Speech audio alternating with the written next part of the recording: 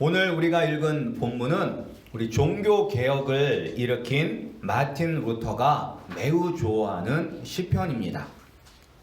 마틴 루터는 로마서 1장 17절에 나오는 오직 의인은 믿음으로 말미암아 살리라 란 말씀을 통해서 진리를 깨닫고 종교 개혁을 일으켰습니다. 부패한 교회와 맞서 싸우면서 많은 어려움이 있었지만 오늘 본문인 이 시편 46편을 읽으면서 위로받고 힘을 얻어 종교개혁 운동을 계속 이어갔습니다. 그리고 그는 이 시편의 감명을 받아서 찬송가 585장, 우리가 잘 알고 있는 내 주는 강한 성이요 라는 이 찬송곡을 작곡하였습니다. 루터가 종교개혁을 이루어가는 데 있어서 그의 목숨의 위협을 받았습니다. 그리고 그는 또 몇 개월 동안 숨어 살기도 하였습니다. 그렇게 여러 가지 어려운 상황 속에서도 오직 예수님만이 그의 피난처가 되어 주셨고, 그리고 또한 그를 지켜주시는 산성 요새가 되어 주셨습니다. 우리 아름다운 교회 우리 성도님들에게도 우리 예수님이 나를 그리고 여러분들을 지켜주시는 피난처가 되고 우리의 힘이 되시고 또 우리가 어려움을 만났을 때 즉시 도와주실 수 있는 그런 도움이 되시기를 주님의 이름으로 축복합니다. 그런데 왜 우리에게 피난처가 필요할까요? 여러분들은 피난처가 필요하십니까? 우리에게는 피난처가 필요합니다. 왜냐하면 우리의 인생이 평탄하지만은 않기 때문입니다. 오늘 본문에 보면 이제 구체적으로 두 가지의 위협이 나타납니다. 첫 번째는 자연재해를 연상시키는 구절이 2절과 3절입니다. 우리 2절과 3절을 한번 읽어보겠습니다. 여기에도 나와 있습니다. 우리 2절 3절 함께 읽겠습니다. 시작. 그러므로 땅이 변하든지 산이 흔들려 바다 가운데에 빠지든지 바닷물이 솟아나고 뛰놀든지 그것이 넘침으로 산이 흔들릴지라도 우리는 두려워하지 아니하리로다. 아멘. 그러니까 우리가 이 구절을 읽으면 이제 천재지변이 생각이 납니다. 지진도 생각이 날 수 있고 허리케인이 생각이 날 수도 있고 쓰나미도 생각이 날 수 있습니다. 특별히 이제 이 고대 팔레스타인 지역은 이제 이 산들이 이 세상을 떠받치는 기둥이라고 생각을 합니다.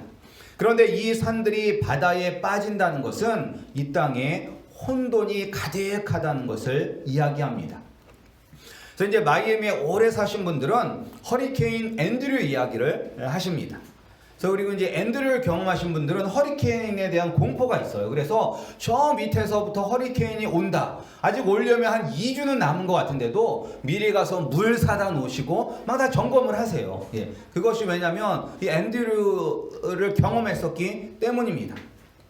근데 이제 아마 이런 경험을 바하마에 계신 분들은 다 하셨을 거예요. 이번에 이 도리안이 바하마에 머무르면서 이 바하마가 초토화가 됐습니다. 그래서 어떤 사람은 그렇게 표현을 했어요. 마치 세상의 종말을 본 것 같다라고 그렇게 이야기할 정도로 비참함을 경험하고 있습니다. 그런데 이제 이런 자연재해가 나면 정말로 질서가 잡히지 않잖아요. 질서가 혼돈 그 자체입니다. 그래서 멀쩡한 사람들도 다 도둑놈으로 변하기 때문에 허리케인이 심각한 지역은 다 커퓨라고 해서 통행 금지를 하죠. 몇 시부터는 사람들을 다니지 못하게 아예 이렇게 통행 금지를 해요. 왜냐하면 치안을 유지할 수 없기 때문에, 모든 것이 파괴되었기 때문에 혼돈스럽기 때문에 그러한 일이 일어나게 됩니다. 그런데 이러한 혼돈의 상황 속에서도 안전한 곳이 있습니다. 그 안전한 곳이 바로 예수 그리스도가 거하시는 곳입니다. 예수님 안에 거할 때 이런 혼돈과 무질서 속에서 유일한 피난처가 될 수가 있습니다. 그래서 이 2절과 3절은 이렇게 자연재해와 같은 그런 혼돈과 혼란 속에서도 피난처이신 예수님을 이야기하고 6절은 세상의 권력들의 위협을 이야기하고 있습니다. 우리 6절을 함께 읽어보겠습니다. 6절입니다. 시작. 문 나라가 떠들며 왕국이 흔들렸더니 그가 소리를 내심에 땅이 녹았도다. 세상의 나라들, 세상의 왕들, 그리고 세상의 권력자, 대통령들, 이런 사람들이 각자 자기의 목소리를 높입니다. 그리고 자기들이 세상을 주도하려고 합니다. 그래서 우리가 지금 이 수요 예배 때 기독교 역사를 보고 있습니다. 그런데 이제 그 중에서 우리가 중세 역사를 보았는데, 이 중세 시대를 한마디로 요약하면 주도권 싸움이라고 볼 수가 있어요. 주도권 싸움. 그러니까 중세 시대의 초창기는 동방교회, 이 비잔틴 교회로 대변이 되는 동방교회와 로마 교회로 대표가 되는 서방교회 사이의 주도권 싸움입니다. 그리고 나서 이제 서쪽에는 로마 교회가 주도권을 잡은 후에는 이 로마 교회 교황과 세상 왕들 사이의 주도권 싸움이 이 중세의 역사입니다. 그런데 이런 주도권 싸움은 오늘날도 마찬가지입니다. 그래서 이 세상에서 분쟁이 일어나는 곳에는 바로 이런 주도권 싸움이 있는 것입니다. 그러니까 미국과 중국의 무역 전쟁도 서로의 그런 힘 자랑이죠. 그리고 터키와 시리아라든지 그런 중동에서 일어나는 분쟁에도 미국과 러시아를 비롯한 세상 권력들의 주도권 싸움이 원인입니다. 그리고 또 우리 안에서도, 사람들 안에서는 주도권 싸움이 일어나잖아요. 서로 편을 가르고 나누어져서 서로 싸우는 것이 결국은 주도권 싸움입니다. 그런데 이렇게 이 주도권 싸움을 하도록 이끄는 것이 무엇이냐? 바로 악한 영들입니다. 그래서 이 세상의 악한 영들은 주도권을 잡기 위해서 믿는 성도를 공격합니다. 이 세상을 다스리는 공중 권세를 잡은 악한 영들의 공격이 지금 이 순간에도 우리를 향하고 있습니다. 그런데 이게 이제 우리의 피부에는 잘 와닿지 않습니다. 그건 왜냐하면 내가 당사자가 아니기 때문입니다. 그런데 우리가 이제 세상 돌아가는 것을 보면 곧 내가 그리고 우리의 자녀들이 이런 악한 영들의 공격을 직접 당하는 당사자가 될 수 있습니다. 우리 여러분들 스타워즈 영화 아시죠? 스타워즈. 스타워즈의 영화뿐만 아니라 스타워즈를 애니메이션으로, 만화 영화로 만들어서 디즈니 채널에서 이렇게 방송을 한다고 합니다. 저희 집은 케이블이 없기 때문에 한 번도 본 적이 없지만 이것이 되게 아이들에게 인기가 많대요. 그리고 이게 7살부터 볼 수가 있는 그런 애니메이션입니다. 근데 이제 7살부터니까 그 아래 애들도 다 볼 수가 있대요. 그런데 이번에 이제 시즌 2가 나온대는데 그 시즌 2에 무엇이 나오느냐? 그 안에 동성 커플이 나온다고 합니다. 게이 커플이 나온대요. 그리고 이 만화를 제작한 감독은 동성 연애 커플이 나온 것을 자랑스럽게 생각한다라고 이야기를 하였습니다. 그러니까 아이들이 보는 만화에도 이제는 그런 게이라든지 레즈비언 이런 사람들이 막 나오는 거예요. 어렸을 때부터 걔네들 그것을 보면서 자라는 거죠. 그리고 또 텍사스에서는 한 아버지가 전처와, 이혼한 전처와 지금 법적 소송을 하면서 싸우고 있습니다. 그럼 뭐 때문에 싸울까요? 재산 때문에 싸울까요? 뭐 때문에 싸울까요? 뭐 때문에 싸우냐면 이 전처가, 이혼한 부인이 아들을 딸로 바꾸는 것을 막기 위해서 싸우고 있습니다. 그러면서 이제 이 전처가 이 아버지를 고발했거든요. 뭐라고 고발을 했냐면 아들을 딸로 대하지 않는 혐의로, 아동학대 혐의로 기소했다고 합니다. 고발을 했대요. 그러니까 이 엄마는 분명히 아들인데 여자처럼 여자 옷을 입히고 화장실 갈 때도 앉아서 소변복을 만들고 여자 이름을 불러주고 그렇게 여자로 만드는 거예요. 애는 남자인데 아빠는 그것을 허용할 수가 없어. 아빠랑 있을 때는 칼싸움도 하고 운동도 잘하고 완전히 남자인데 엄마한테만 가면 그 여자 옷을 입고 여자처럼 행동을 하니까 그것 때문에 못하게 하려고 했더니 이 와이프가 소송을 건 거예요. 그래서 근데 얘네들이 쌍둥이래요. 그래서 이제 자꾸 쌍둥이 중에 하나가 엄마한테만 가면 여자 옷을 입고 그러니까 이제 다른 애가 이제 정체적인 혼란을 겪잖아요. 그래서 거기에 대해서 설명을 하려고 했더니 법원에서는 설명을 하지 말라라고 명령을 내렸다고 합니다. 예. 그러니까 이런 일들이 우리 가운데 일어나고 있어요. 예. 그리고 지금 또 뭐 민주당에서는 한참 서로 대통령이 되겠다고 민주당 후보자들끼리 경선을 하고 있습니다. 그런데 그 후보자 중에 한 사람이 어떤 이야기를 했냐면, 자신이 대통령이 되면 동성 결혼을 인정하지 않는 교회, 자선단체 및 기타 종교 기관들의 면세 특권을 박탈할 것이라고 주장합니다. 예. 그리고 자신이 대통령이 되면 이 정책을 신속하게 시행할 것이라고 주장합니다. 그런데 이제 이런 주장이 단지 이 사람 한 사람만의 의견이 아니라 민주당 내의 주요 흐름이 되었다라고 합니다. 그리고 피할 수 없는 일이 되었다라고 이야기를 합니다. 그러니까 우리가 이제 뭐 공화당도 별로 안 좋지만, 그래서 민주당도 이런 정책적인 것을 보면 믿는 사람들이 투표할 수가 없어요. 왜냐하면 태어나기 하루 전에 아이도 낙태할 수 있다라고 그렇게 주장을 하고 있거든요. 그러니까 엄마의 권리, 여성의 권리를 위해서 9달이 다 됐어. 내일은 애가 나와. 그런데 오늘 낙태시킬 수 있는 그런 권리를 주겠다고 그렇게 이제 후보자들이 막 이야기를 하고 있는 거예요. 예. 우리가 지금 이런 세상에서 살고 있습니다. 예. 그래서 어떤 일이 있었냐면, 고등학교에도 동성연애자가 많대요. 저 몰랐는데 이번에 알았어요. 미국 고등학교에도 동성연애자들이 많다고 합니다. 그래서 이번에 제가 노회를 갔다 왔는데, 노회에서 만난 한 목사님이 자기 아들이 12학년이래요. 12학년. 고3이래요. 고3. 근데 고3인데 이 아들이 여자친구를 데리고 왔대요. 여자친구를. 그래서 한편으로는 얘가 지금 정신이 있는 놈이야. 지금 고3이 무슨 연애냐라고 생각을 했지만, 한편으로는 남자친구를 데리고 온 것이 아니라 여자친구를 데리고 왔기 때문에 안도의 한숨을 쉬셨다라고 그렇게 이야기를 하시는 것을 들었습니다. 그러니까 어떻게 보면 이제 이게 우리가 피부로 느끼지 못해서 그렇지, 이게 세상이 지금 돌아가고 있는 그런 상황입니다. 이렇게 세상 권력들은 우리를 흔들고 공격하고 있습니다. 그래서 이 세상을 떠받치는 기둥들이 무너지고 바닷물이 덮치는 그런 혼란 속에서 우리가 사는 것 같습니다. 그러나 이런 상황 속에서도 오늘 말씀을 보면 우리는 두려워할 필요가 없습니다. 그 이유는 하나님이 우리의 피난처이시고 우리의 힘이시고 환난 중에 만날 큰 도움이시기 때문입니다. 그리고 이 시편은 역사적인 그런 사건을 배경으로 하고 있기 때문에 우리에게 더 와닿아요. 그러니까 이 시편의 배경은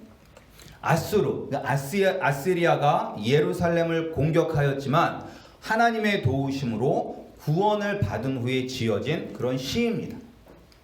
그래서 이제 이게 언제냐면 기원전 722년에 이 아수르가 북이스라엘을 멸망시켰습니다. 그리고 나서 701년에 남쪽으로 내려와서 예루살렘을 제외한 모든 남유다 땅을 정복합니다. 그리고 이제 예루살렘만 남은 거죠.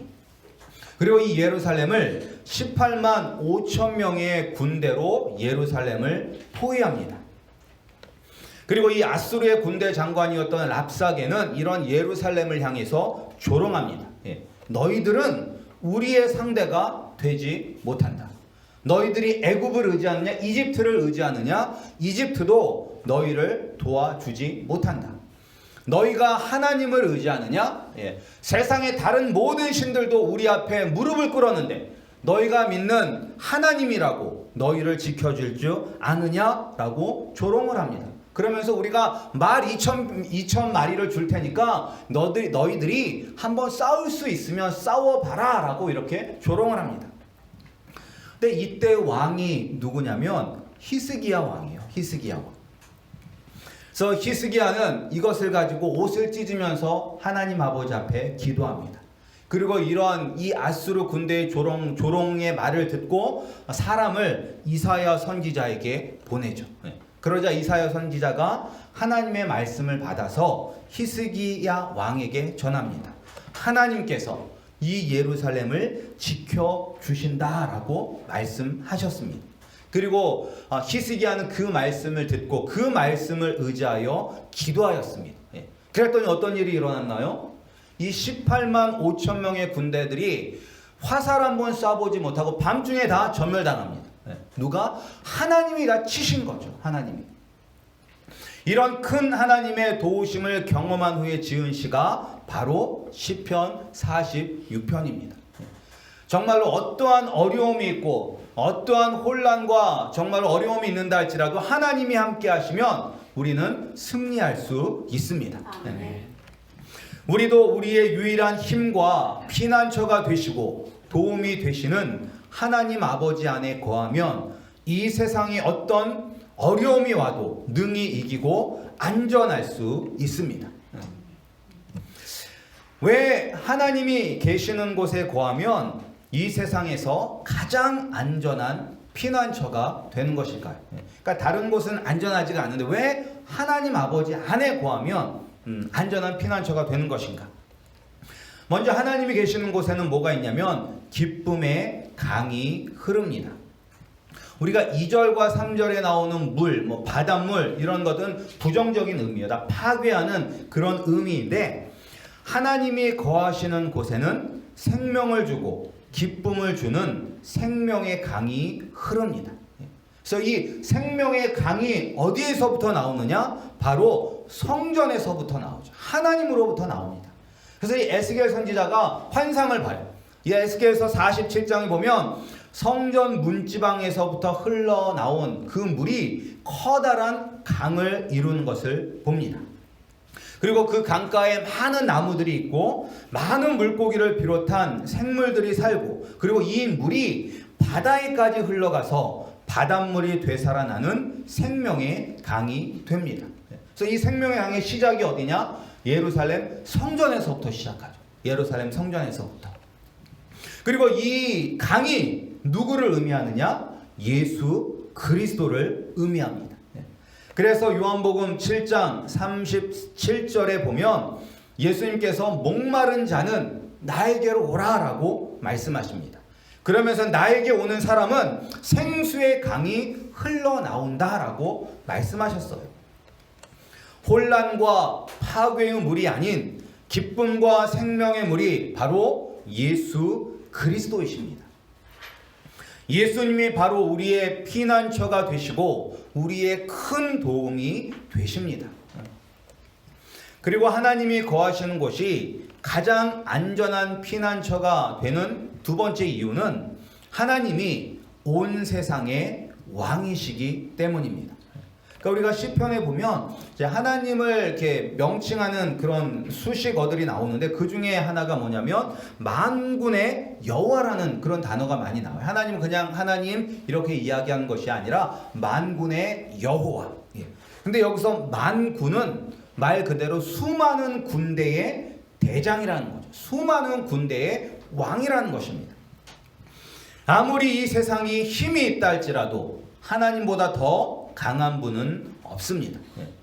문 나라들이 떠들며 왕국이 흔들렸더니 그가 소리를 내심에 땅이 녹았도다.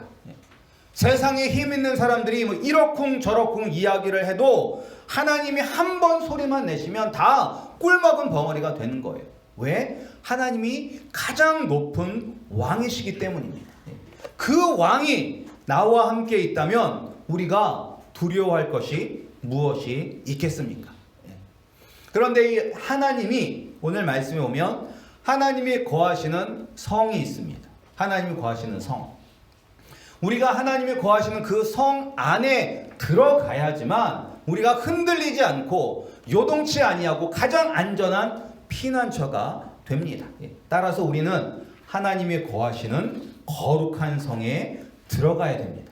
그 성에 들어가지 못하면 이 세상에 안전한 곳은 없어요. 앞에서 보듯이 우리가 사는 세상은 안전한 곳이 아닙니다. 점점 더 우리가 살기 힘들어지는 곳입니다. 따라서 우리는 반드시 하나님이 거하시는 거룩한 성에 들어가야 하는데 어떻게 하면 이 성에 들어갈 수가 있을까? 하나님이 거하시는 거룩한 성에 들어갈 수 있는 방법은 한 가지밖에 없습니다. 세상 사람들은 이야기하면 여러 가지 방법이 있다고 이야기해요. 그러니까 종교다원주의라고 이야기해서 기독교에만 구원이 있는 것이 아니라 뭐 이슬람교에도 구원이 있고 불교에도 구원이 있고 토속신앙에도 구원이 있다라고 이야기를 합니다. 그러나 성경은 분명히 이야기합니다. 우리가 하나님께로 갈 수 있는 길은 단 한 가지 길밖에 없습니다. 바로 예수 그리스도를 믿는 것입니다.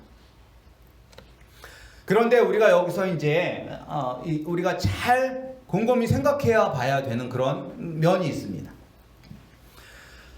성경은 분명히 예수 그리스도를 믿어야지만 하나님 나라에 갈 수 있다라고 이야기합니다. 그래서 여기서 우리가 구별해야 되는 것이 무엇이냐? 나는 과연 예수 그리스도를 믿는 것인가? 아니면 예수 그리스도를 아는 것인가? 이것을 분별해야 돼요.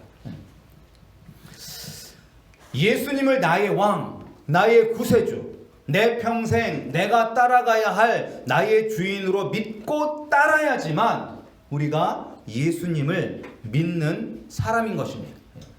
그런데 우리가 이제 예수님을 아는 것에 대해서, 예수님에 대해서 아는 것을 믿는 것으로 착각할 때가 참 많아요. 특별히 이제 모태신앙이거나 아니면 어렸을 때부터 교회를 다녔거나 아니면 교회 활동을 많이 하면 우리가 예수님에 대해서, 교회에 대해서 많은 지식이 있습니다. 그래서 우리가 예수님을 마음으로 믿고 받아들이지 않았음에도 예수님을 믿는다고 착각하는 경우가 많습니다. 저 역시도 그랬어요. 저 역시도. 저도 예전에 이제 어떤 친구가 예수님을 영접했느냐라고 저에게 묻기 전까지는 저도 한 번도 거기에 대해서 생각해 본 적이 없었어요. 저는 모태신앙이고 집, 학교, 교회밖에 몰랐고 교회 안에서도 여러 가지 많은 일들을 했었기 때문에 나는 당연히 예수님을 믿는 사람이라고 생각을 했지, 그런데 정말로 내가 거듭난 사람인지, 내가 정말로 예수님을 영접한 사람인지는 그 질문을 듣기 전까지는 한 번도 생각해 본 적이 없었어요. 근데 그 질문을 받고 너 본 어게인 했느냐, 너 거듭났느냐라는 그 질문을 듣고 그때서야 비로소 내가 정말로 예수님을 믿는지 곰곰이 아주 심각하게 생각을 했습니다. 근데 우리 어렸을 때부터 교회에 다닌 분들은 이런 고민 없이 그냥 예수님을 믿은 분들도 있을 거예요. 물론 가랑비에 옷이 젖듯이 정말로 예수님을 영접한 분들도 있겠지만 그냥 교회 생활에 익숙하고 성경의 지식을 많이 알지 정말로 예수님을 영접한 경험이 없을 수가 있다는 것입니다. 우리 성도님들은 예수님을 알고 있습니까? 아니면 여러분의 구세주이시자 왕으로 예수님을 영접하고 예수님을 믿으십니까? 우리가 예수님을 믿어야지만 하나님이 거하시는 거룩한 성에 들어갈 수 있습니다. 우리가 예수님을 믿어야지만 성령님이 우리 안에 거하시면서 내가 바로 하나님이 거하시는 거룩한 성전이 되는 것입니다. 그때 하나님이 나의 피난처가 되시고 모든 공격에서 나를 보호해 주시는 산성이 되는 것입니다. 근데 이제 우리가 예수님을 믿는다라고 이야기를 우리가 하잖아요, 보통. 그런데 믿는지 안 믿는지 어떻게 알아요? 우리가 물론 믿는다라고 이야기를 하면 그 분을 그냥 믿는 것으로 우리가 인정은 해드려야 돼요. 우리가 보기 아닌 것 같아도 나 예수님 믿어라고 하면 믿는 것으로 인정은 해드려야 돼요. 아니야 너 가짜야 막 하면서 비난하고 하면 안 돼요. 그렇지만 우리가 믿는다는 것은 분명한 삶을 통해서 나타나야 돼요. 나타나지 않는 믿음은 거짓 믿음이에요. 그래서 오늘 이 말씀을 보면 우리가 예수님을 믿는 것을 나타내는 증거 두 가지가 있습니다. 첫 번째는 가만히 있어 하나님이 하시는 일을 보는 것입니다. 그러니까 이것은 내 생각을 앞세우는 것이 아닙니다. 내 방법을 앞세우는 것도 아닙니다. 그저 잠잠히 기다리면서 하나님께서 하시는 것을 보는 것입니다. 나의 대장 되시는 예수님이 나를 위하여 앞장서시고 나는 그분의 뒤를 따라가면 되는 것입니다. 우리 성도님들은 대장 되신 예수님을 뒤따라 가십니까? 아니면 예수님 좀 비켜봐요. 그렇게 해서 일이 되겠습니까? 내가 할 테니까 예수님은 내가 필요한 것이나 제때제때 챙겨주세요 라고 이야기하면서 예수님보다 앞서가십니까? 예수님을 진정으로 믿는 사람은 자신의 생각과 방법을 내려놓고 예수님을 잠잠히 따라가는 사람입니다. 그리고 또 이제 예수님을 믿는다면 이런 증거가 나타나야 되는데 어떤 증거가 나타나야 되느냐? 하나님께 영광 돌리는 모습이 나타나야 합니다. 하나님은 문나라 중에 세계 중에 높임을 받으시는 분입니다. 나는 과연 하나님께 영광을 돌리며 사는 사람인가? 우리가 이제 하나님께 영광을 돌린다는 것을 우리가 조금 어려운데 쉽게 생각하면 과연 나는 부모님께 영광을 돌리는 사람인가라고 생각을 해보면 되죠. 어떻게 하면 우리의 부모님들이 세상 사람으로부터 칭찬을 받을까요? 세상 사람들이 저 사람은 도대체 네 집 아들이야, 네 집 딸이야 이런 말을 들어야 되죠. 좋은 쪽으로. 너무나 못 살고 잘못해 도대체 저 집 아들은 네 집 아들이야 하면서 부모가 참 불쌍해 죽겠네 이런 말 듣는 게 아니라 이 세상에서 우리가 모범적으로 살고 착하게 삶으로 말미암아 그리고 세상에서 빛과 소금의 역할을 감당함으로 말미암아 세상 사람들이 저 집 아들 도대체 네 집 아들 딸이냐 사위 삼고 싶다 며느리 삼고 싶다 뭐 이런 말을 들을 때 부모님은 어떻게 돼요? 저절로 높아지는 거죠.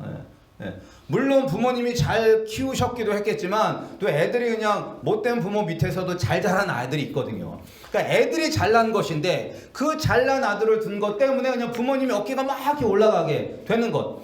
그게 바로 부모님께 영광을 돌리는 것처럼 우리가 이 땅에서 빛과 소금의 역할을 잘 감당하면 세상 사람들과 구별되게 살아가면 세상 사람들은 욕심을 쫓아 살아가지만 우리는 말씀을 쫓아가면 세상 사람들이 우리를 통하여서 예수님께 영광을 돌리고 하나님 아버지께 영광을 돌리는 것입니다. 우리 성도님들은 우리 아버지 되시는 하늘에 계시는 우리 아버지께 영광을 돌리시며 살아가고 계십니까? 그렇게 사시려면 우리의 말과 행동을 통해서 예수님의 모습이 나타나야 되는 것입니다. 그때 하나님의 영광을 나타낼 수 있습니다. 이 세상에서 가장 안전한 피난처는 바로 하나님이 거하시는 성입니다. 그리고 그 성에 들어가는 유일한 길은 예수 그리스도를 믿는 것입니다. 우리 아름다운 교회 성도님들이 다 예수 그리스도를 믿어 이 세상에서 가장 안전한 하나님의 성에 거하시는 축복을 누리시기를 주님의 이름으로 축복합니다.